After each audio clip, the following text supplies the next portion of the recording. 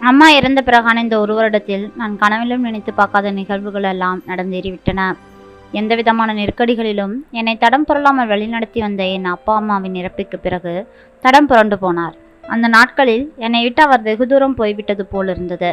5 வருடத்துக்கு முன்பு வரைக்கும் எனக்கு அப்பாவாக மட்டும் இல்லாமல் நல்ல நண்பரை போலவும் இருந்தவர் தான் என் அப்பா. படிப்பறிவு இல்லாமல் பட்டறிவை கொண்டே தனக்குண்டான மரியாதையும் மதிப்பையும் எங்கள் சின்ன வாழ்க்கையின் உள்ளே கிராமத்தில் தேடிக்கொண்டவர்தான். அவருக்கு இருந்த விசாலமான பார்வையினாலே என்னை தன்னியல்பாக சுய கட்டுப்பாட்டுடன் இறக்க செய்தாரே அன்றி ஒரு நாளும் ஒரு சிறிய அறிவுரை கூட கூறியதில்லை. முக்கியமாக என்னை எனது சுதந்திரத்துக்கு விரோதமாக நடத்தி அவர் தன் கட்பாட்டுக்குள் வைத்திருக்க முயன்றதில்லை. என் முதிராத வெகுளித்தனமான பேச்சை அவர் எப்போதும் ரசித்து தான் கேட்பார். என்னுடைய ஆதங்கத்தையும் கோபத்தையும் புறணிகளை எல்லாவற்றையும் பொறுமையாக கேட்டுவிட்டு என் புரிதல்களின் அடிப்படையில் அவர் பின்னே உள்ள விடுபாடுகளை எல்லாம் பார்வை கோணல்களை அவருக்கே உரிய கேலி நகைச்சுவையோடு எனக்கு புரிய வைத்தவர். திருமணமானதும் மிக புகழ்பெற்ற மென்பொருள் நிறுவனத்தின் வேலையை, லட்சங்களில் உள்ள சம்பளத்தை மன அழுத்தம் என உதறிவிட்டு விவசாயம் செய்ய வருகிறேன் என சொன்னதுதான். ஒரு வார்த்தை கூட மறுத்து பேசாமல் தானே உழைத்து வாங்கிய எங்கள் குடும்பத்தின் ஒரே சொத்தான 15 ஏக்கர் விவசாய நிலத்தையும் ஊருக்குள் வாடகைக்கு விட்டிருந்த 4 வீடுகளையும் என் பெயருக்கு மாற்றி எழுதி கொடுத்தவர்.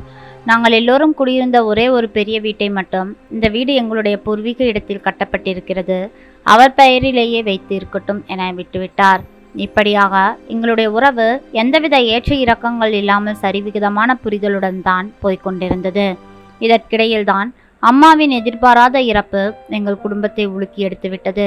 அதன் பிறகு அப்பாவுடைய இருப்பே எனக்கு பெரும் தொந்தரவளிக்க கூடியதாக மாறிவிட்டது.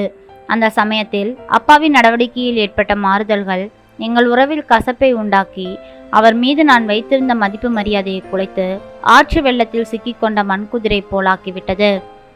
எங்களுடைய தந்தை மகன் உறவு அவ்வளவு தூரம் மாசுபடிந்து போகும் என்பதை இப்போதும் நம்ப முடியவில்லை. அவராக என் வழிக்கு வந்துவிடுவார் என்ற எனது நம்பிக்கை நாளடைவில் தகர்ந்துவிட்டது.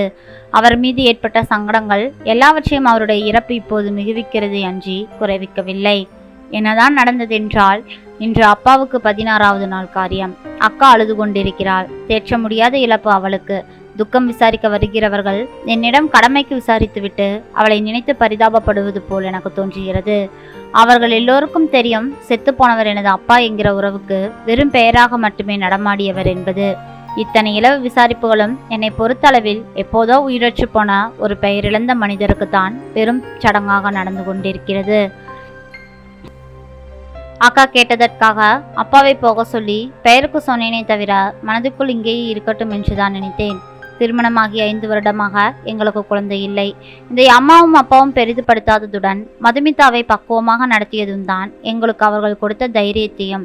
பிறகு என்ன சொல்ல, வீட்டை பொறுத்தளவில் குழந்தை இல்லை என்பதைத்தான் இருந்தால். மற்றொரு நாள் அவள் தரித்து விட்டாள். ஒரே நேரத்தில் மகிழ்ச்சியும் வருத்தத்தையும் எங்களுக்கு தந்த செய்திதான் அது. இதற்கிடையில் கருத்தரித்த நாள் தொட்டே மருத்துவர் மதுமிதாவை முழுமையாக ஓய்வில் இருக்க சொல்லி வலியுறுத்தியதால் அவள் அம்மாவும் எங்களுடன் வந்து தங்கி கொண்டார். குழந்தை பிறக்கிற வரைக்கும் மதுமிதா அவர் கவனிப்பில் இருந்து நலமாக குழந்தையை பெற்றெடுத்தாள். மதுமிதா முழுமையான ஓய்வில் இருந்த அந்த கால இடைவெளியில்தான் அப்பா புரியாத புதிராக மாறி போனது. நானும் அம்மாவின் இழப்பிலிருந்து மீண்டு வருவதற்கு அவர் டைம் எடுத்துக்கொள்கிறார் என்று முதலில் நினைத்திருந்தேன். ஆனால் மதுமிதா கருத்தரித்த பொழுது அம்மா தவறியதால் அவர் முற்றிலும் வீட்டை திறந்து ஊர் சாவடியில், கடை தெருவில், கோவில்களில் என பொழுதை போக்கிக் கொண்டிருந்தார். வீட்டுக்கு 3 வேளையும் சாப்பிட மட்டும் தான் வருவார். இரவு தூங்க வருவார். மற்றபடி வேறு எந்த காரணத்திற்காகவும் வீட்டை அண்டுவதில்லை. சமயத்தில் ஓரிரவு இரவுகள் கூட வராமல் போனதுதான் மதுமிதா சொல்லி கவனத்துக்கு வந்து சேர்ந்தது. அவரிடம் ஏதாவது கேட்க போய் வீட்டில் தேவையில்லாத சலசலப்புக்கு வழிவகுக்கும் என்று எதுவுமே கேட்காமல் இருந்து விட்டேன். விவசாய வேலைகளிலாவது அவர் துணையாக இருப்பார் என எதிர்பார்த்தேன். அதுவும் இல்லாமல் நாள்பட அவருடைய நடவடிக்கைகள் அதீதமாக எல்லை மீறி போகிறதோ என்கிற உணர்வு தோன்றும்படி நடந்து கொண்டார். எதுவும் கைமீறி போய்விடக்கூடாது என்பதற்காக அவரை கண்டித்து வைக்க முடிவெடுத்தேன். ஆனால் எங்கள் இருவருக்கும் இடையில் அப்படியான விசாரணைகளோ கண்டிப்புகளோ அதுவரை நடக்கவில்லை. எனக்கு ஒரு மாதிரி குற்ற உணர்வு ஏற்படுத்திவிட்டது. வேறு வழி இல்லாமல் அன்று ஒரு நாள் கேட்க துணிந்து விட்டேன். வாய்விட்டு கேட்டால் நோய் விட்டு போகும் என்று எனக்கு நானே அர்த்தமில்லாமல் சொல்லிக்கொண்டு அவரிடம் கேட்டே விட்டேன். அன்று இரவு சீக்கிரம் வந்தவர் சாப்பிடக்கூட வராமல் நேரடியாக அவர் அறைக்கு சென்று விட்டார். நானும் பின்னாடியே சென்றேன். கட்டிலில் அமர்ந்து தண்ணீர் குடித்து கொண்டிருந்தார். நான் கதவை திறந்ததும் திரும்பி பார்த்தார். எந்த விதமான உணர்ச்சியும் அவர் முகத்தில் இல்லை. மிகவும் இயல்பாக இருந்தார். போய்விடலாமா என யோசித்தேன். என்னையும் அறியாமல் அப்பா என்று அழைத்தேன். என்ன என்பது போல் அவர் புருவத்தை உயர்த்தி பார்த்தார். என்ன சொல்றதுன்னே தெரியலிங்கப்பா. மென்று விழுங்கிய போது வயிறு கலக்குவது போல் இருந்தது. ஏன் வீட்டுக்கு ஒழுங்கா வரவே மாட்டேங்கிறீங்க? எங்க மேல ஏதாவது கோவமா என கேட்டே விட்டேன். அப்பாடா என இருந்தது. ஆனால் ஒரு கால் பின்வான் இங்கே தயாராக நின்று, அதெல்லாம் ஒண்ணுமில்லப்பா, நீ போய் தூங்கு. பேச்சை சட்டென இடைமுறித்து விட்டார். எங்களுக்குள் இப்படியான அரைகுறை உரையாடல் இருந்ததே இல்லாதால் நான் பின்வாங்காமல் மீண்டும் தொடர்ந்தேன். மது ஏதாவது சொன்னாங்களாப்பா? சட்டென என்னை நிமிர்ந்து பார்த்தவர், அப்படியெல்லாம் ஒன்றும் இல்லையேப்பா, யாரும் என்னை இன்னும் சொல்லல, நீ போய் படுப்பா, விடியால பேசிக்கலாம் என்றார். மீண்டும் அதே இயல்பான முகத்துடன். ஆனால் அவர் குரல் என்னுள் அதிர்ந்தது போல் இருந்தது. நான் விடாமல், தோட்டத்துக்காச்சும் அப்பப்போ வந்துட்டு போங்கப்பா, கொஞ்சம் மனசு மாறிக்கும். அம்மா போனதுலேருந்து எனக்கே என்னமோ மாதிரி தான் இருக்கு. நம்ம கையில் என்ன இருக்கு? போன அம்மாவை பற்றியே நினச்சிட்டு இருந்தா எல்லாமே சரியாயிடுமா? நீங்கள் தான்ப்பா இந்த வீட்டுக்கு பெரியவர். நீங்கள் தான் எங்களுக்கு நல்லது கெட்டதுக்கெல்லாம் சொல்லி எங்களை வழி நடத்தணும் என்றேன். சரிப்பா என்பது போல் தலையசைத்தார். குனிந்த தலை நிமிராமல், நாளைக்கு பேசிக்கொள்ளலாமே என்கிற மீண்டும் அதே பல்லவியை எடுத்தார். அவ்வளவுதான். நான் என் அறைக்கு வந்துவிட்டேன். எங்களுடைய உறவு எவ்வளவு தூரம் நேரடித்தன்மையோடு அதற்கு முன்பு வரை இருந்திருக்கிறது என்பதை அவர் முன் நின்ற அந்த கணத்தில் உணர்ந்தேன். அதே கணத்தில்தான் அந்த நேரடித்தன்மையே என் மீது ஆதிக்கம் செலுத்தியது போல் இருந்தது என்பதையும் உணர்ந்தேன். அத்துடன் எங்கள் இருவருக்குமான இடையிலிருந்த உயிர்ப்பான நட்பு தோழமை அன்று இல்லாதது போல் உணர்ந்தேன். அவ்வளவுதான்.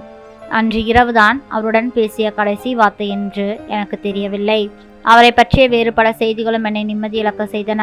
இரவானால் யாரோ ஒரு பெண்ணுடைய வீட்டுக்கு சென்று உணவருந்தி வருவதாக கேள்விப்பட்டேன். மானம் கெட்டு இப்படி திரிவதோடு என் பெயரையும் சேர்த்து கெடுக்கிறாரே என வெளியில் சொல்வதற்கே எனக்கு உடம்பு கூசியது. ஆத்திரத்தில் ஒரு நாள் கேள்வி கேட்க போய் அது வாக்குவாதம் போல் முற்றிவிட்டது. எரிச்சல் கோபமாகி கடைசியில் வெறுத்து போய் வாக்குவாதத்தை நான் இப்படி சொன்னேன். நீ எங்க வேணாலும் போ, யாருடன் வேண்டுமானாலும் இரு, யார் வீட்டில் வேணாலும் படுத்து எந்திரிச்சிட்டு வா, ஒழுங்கா தோட்டத்துக்கு வந்து சேரு, ஆத்திர அவசரத்துக்கு எங்கேயும் வெளியில போக முடியல. இப்படி நான் சொன்னதும் பேச்சை நிறுத்தி கொண்டு வெளியில் போய்விட்டார். அன்று இரவு அவர் வீட்டுக்கே வரவில்லை. அதன் பிறகு எங்கள் உறவு முகர்ந்து கூட பார்க்க முடியாத புளித்த பழைய சோறு போல் ஆகிவிட்டது. ஆரம்பத்தில் அவருக்கு வீட்டில் 3 வேளை உணவாக இருந்தது. இந்த சண்டைக்கு பின் ஒரு வேளையாக மாறி பிறகு அதுவும் இல்லாமல் போய் சாப்பிட அவர் வருவதே இல்லை என்று போல் ஆகிவிட்டது. இப்படியான உறவு எப்படி மாறி போய்விட்டது? இது அவருடைய இருப்பை எங்கள் அறிதலின் எல்லைக்கு அப்பாற்பட்டு சென்று விட்டதாகவே மாற்றியது. தோட்டத்து பக்கம் எட்டி கூட பார்க்கவில்லை. கடைவீதி, ஊர் சாவடி, கோயில் என அவர் எந்த கவலையும் இல்லாமல் சுற்றி கொண்டிருந்தார். அதோடு பிரச்சனை முடிந்தது என நினைத்தேன். ஆனால் மதுமிதாவின் வளைகாப்பன்று பிரச்சனை வேறு வழியில் முடித்தது. அன்று மதுமிதாவுக்கு 9வது மாத வளைகாப்பு ஏற்பாடு நிகழ்வை வீட்டிலேயே தான் வைத்திருந்தோம். ஊரில் எல்லோரையும் அழைக்க வேண்டுமென மதுமிதா ஆசைப்பட்டாள். அதனால் அனைவருக்கும் அழைப்பு சொல்லப்பட்டது. அவள் ஆசைப்படியே வீட்டில் எல்லா பெண்களும் வந்திருந்தார்கள். அக்காவிடம் சொல்லி அப்பாவை வரவைப்பது அவள் பொறுப்பு என அவளிடம் பொறுப்பை ஒப்படைத்துவிட்டு தலைவலியிலிருந்து தப்பிக்கொண்டேன். அக்காவும் உறுதியாக சொல்லியிருந்தால் வந்தாலும் அப்பா பட்டும்படாமல் தான் இருப்பார் என தெரியும். அறவே வராமல் போவார் என்று நாங்கள் நினைக்கவே இல்லை. ஆனால் அவர் அப்படித்தான் செய்தார். விசேஷத்துக்கு வந்திருந்தவர்கள் எல்லாம் அப்பாவை பற்றி விசாரிக்கவே அவர்களிடம் பதில் சொல்ல முடியாமல் மானம் போய்விட்டது. அவர் வந்துவிடுவார் என சும்மா சமாளிக்க மட்டுமே. உண்மையிலேயே அவர் வந்துவிடுவார் என்று தான் நம்பிக்கொண்டிருந்தேன். மழையில் போடத் தொடங்கும் நேரத்தில் கூட எதிர்பார்த்தேன். ஆனால் அவர் வரவில்லை. போனில் அழைத்தேன். தொடர்பு எல்லைக்கு வெளியில் உள்ளதாக கணினி குரல் சொன்னது. சுற்றிலும் இருந்த சொந்த பந்தங்களின் நடுவே சட்டென அனாதையாக நிற்பது போல் இருந்தது. என் முகமே இருண்டு போனது. என் முகமாற்றத்தை கண்ட அக்கா அருகில் வந்து, ஏதோ நினைக்காதடா தம்பி, மாமாவை தாட்டி விட்டிருக்கே, அவர் எங்கிருந்தாலும் கூப்பிட்டு வந்துடுவாரு, கவலைப்படாம ஃபங்க்ஷனை நடத்தலாம், அப்பா எதையும் மனசுல வச்சுக்கிற ஆள் இல்லடா, வந்துடுவாரு என்றாள். இப்போது என்னை சமாதானப்படுத்துவதை விட அவளுக்கு அப்பாவின் மரியாதை கௌரவம் முக்கியம். அது என்னால் கெட்டுவிடக்கூடாது என்கிற சுதாரிப்புடனே என்னை சமாதானம் செய்கிறாள் என்பதும் எனக்கு தெரியும். எத்தனையோ தருணங்களில் என் சுய கட்டுப்பாட்டை பேணிக்கொண்டு உறுதியோடு யார் முன்னும் இருமாந்திருக்கிறேன். அப்போது என்னுள் இயல்பாய் எழுந்த அந்த சுய கட்டுப்பாட்டை உதறி ஒதுக்கிவிட்டு இன்று அடக்கி ஆழ்ந்து கொண்டிருக்கிறேன். எல்லாம் அவர் செய்த செயலுக்காகத்தான். வெத்து கௌரவத்துக்காக வக்காலத்து வாங்கி கொண்டிருக்கும் அக்காவை திரும்பி ஒரு முறை முறைத்தேன். சட்டென்று பின்வாங்கி பெண்கள் கூட்டத்தில் மறைந்து ஒளிந்து கொண்டாள். மதுமிதாவுக்கும் தெரிந்திருந்தது. ஆனால் என்னிடம் எதுவும் கேட்காமல் இருப்பதே நல்லது என மதுமிதா அமைதியாக இருந்து கொண்டாள். நான் யாரிடமும் அதற்கு பிறகு முகம் கொடுத்து கூட பேசவில்லை. அப்போது அங்கிருந்த எல்லார் முன்னிலையிலும் நான் இருந்த நிலையை இப்போது நினைத்தாலும் காய்ச்சல் வந்துவிடும் போல் இருந்தது. அவ்வாறு செய்து விட்டார் அவர். மருமகளின் ஃபங்க்ஷனுக்கு கூட வராமல் எங்கே போயிருந்திருப்பார்? விசேஷ நாட்கள் நடந்து முடிந்து எல்லோரும் காத்திருந்து சென்ற பிறகு விடுவிடுவென கடைவீதியை நோக்கி நடந்தேன். மதிய நேரத்தின் வெண்மை குறைந்திருந்த பிற்பகல் நேரம். திருமணத்தன்று போட்டிருந்த பட்டு வேட்டி பட்டு சட்டையுடன் அந்த பிற்பகல் சுடீர் வெயிலில் நடந்து போனதை நினைத்தால் வழியில் ஒருவரும் என்னை நிறுத்தி என்னவென கேட்கவில்லை. என் மனதில் எழுந்த அவ்வளவும் ஆகாரமும் தன்னிலை மறக்க வைத்து விட்டது அவரின் முன்னால். இருந்தாலும் சுளிரென அடித்த வெயிலின் வெண்மை காலுக்கு செருப்பு கூட போடாமல் வந்திருந்த என் மனதின் சூட்டை மிகுவித்தன. வளகாப்பு நிகழ்வுக்கு வந்திருந்தவர்களின் முன்னிலையில் நான் அடைந்த அவமான உணர்வு காட்சியாக மனதில் ஓடிக்கொண்டிருந்தது. அவருக்கும் அப்படி ஒரு சூழ்நிலையில் ஒரு கேவலத்தை சந்தித்தால் தான் புரியும். சொல்லி சொல்லி பார்த்தால் கிளிப்பிள்ளையை கூட பேச்சை கேட்காது. ரியா சிறுசக்கர வாகனத்தின் பின்னாலேயே வந்து வண்டியில் ஏற சொன்னான். வளைகாப்பை முடித்துவிட்டு வீட்டுக்கு சென்றவனை மதுமிதா போனில் அழைத்து விஷயத்தை சொல்லியிருக்கிறாள். மதுமிதாவிடம் அவன் என்ன விஷயத்தை சொன்னான் என்பதை பகுதி 2 பார்க்கலாம். அப்படி மதுமிதாவின் மாமனார் யாரை நோக்கி எந்த வீட்டுக்கு சென்றிருப்பார்? மனைவி இறந்தவுடன் வேறொரு துணையை தேடிக்கொண்டாரோ? அதுதான் மகனுக்கு பிடிக்கவில்லையோ? வாருங்கள் பகுதி 2 முழு கதையையும் பார்த்து விடலாம். நன்றி. இந்த கதை பிடிச்சிருந்ததுன்னா மறக்காம லைக் பண்ணுங்க. நம்ம சேனலை சப்ஸ்கிரைப் பண்ணி சப்போர்ட் பண்ணுங்க. மீண்டும் நாளை பகுதி 2 சந்திக்கலாம். நன்றி.